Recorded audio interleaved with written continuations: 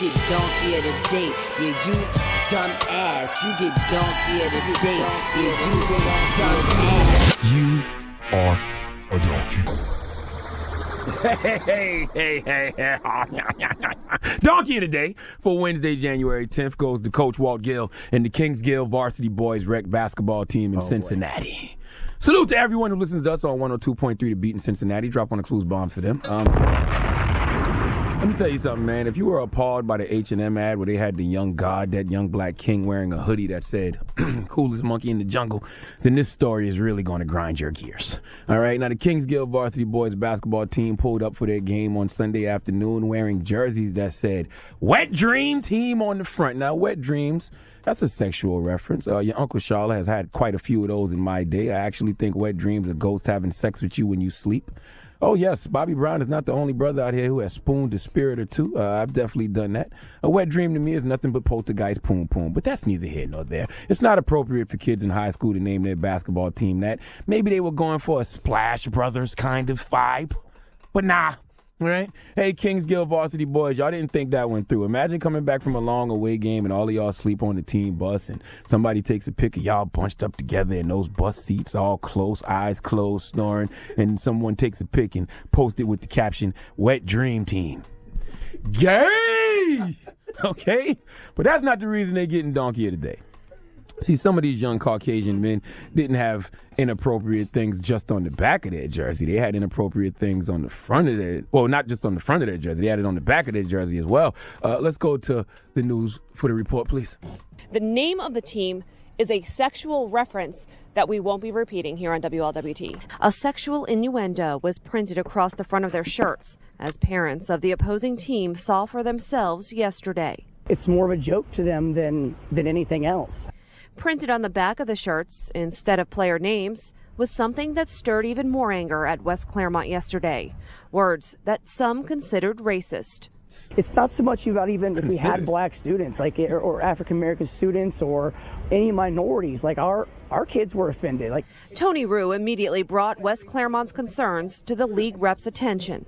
I think he called people above him, and about midway through the second quarter, he came and got the ref's attention and told them the game was over. It was called, that we weren't going to be a part of it. Game over and season over for the Kings team.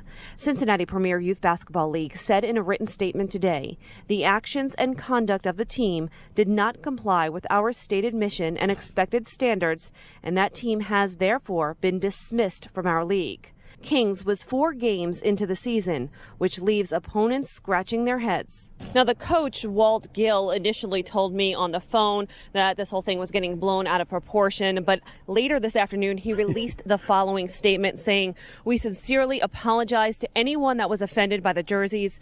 We offered to cover them up or change, however the league saw fit to remove us, and we have accepted that decision. But the Kings School District did say it condemns any type of hateful or racist commentary. All right, let me tell you what the Kingsgill Varsity Boys Rec basketball team had on the back of their jerseys. They thought it would be a good idea to have Negro on the back of their jersey. I just caught that one, too. You didn't know what that was? They spelled it K-N-E-E-G-R-O-W.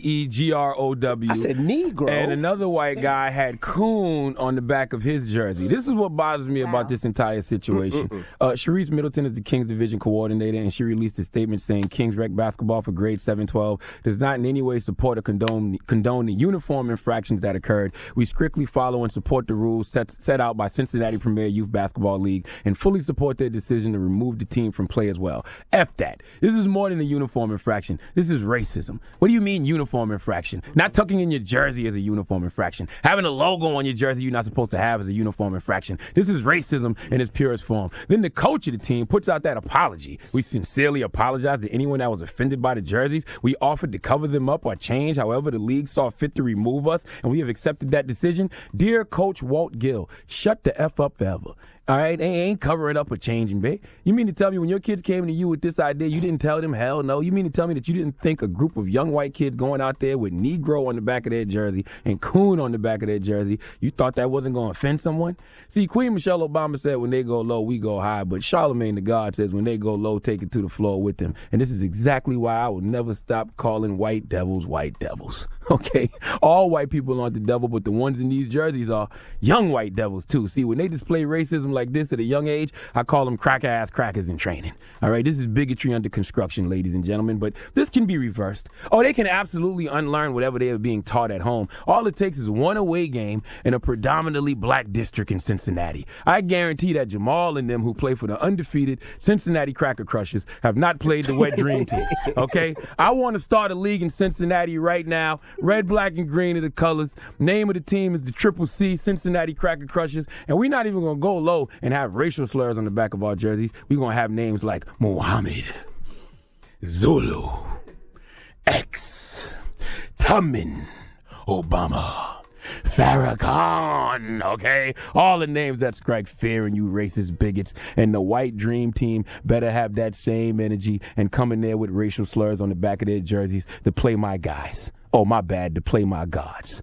Listen, man, it's a great book out there that was required reading when I was a lad. It was called To Kill a Mockingbird. Anybody in here ever read it? Of course. All right, written by Harper Lee. And Harper Lee once said, as you grow older, you'll see white men cheat black men every day of your life. But let me tell you something, and don't you forget it. Whenever a white man does that to a black man, no matter who he is, how rich he is, or how fine a family he comes from, that white man is trash. If you're a racist, prejudiced bigot, you are trash. Trash is actually an understatement. You may think the person you're being prejudiced against is the problem, but actually, you're the problem. So if you want to be part of the solution and not the problem, then it's simple. Be the change you want to be in. Be the change you want to see in the world, and don't be racist. Please give Coach Walt Gill and the Kings Gill Varsity Boys Rec team. Matter of fact, Remy Ma asked him a simple question. Hee-haw, hee-haw. You stupid motherfucker. Are you dumb? It's simple. It's simple. All right. But I'm serious about that, for real.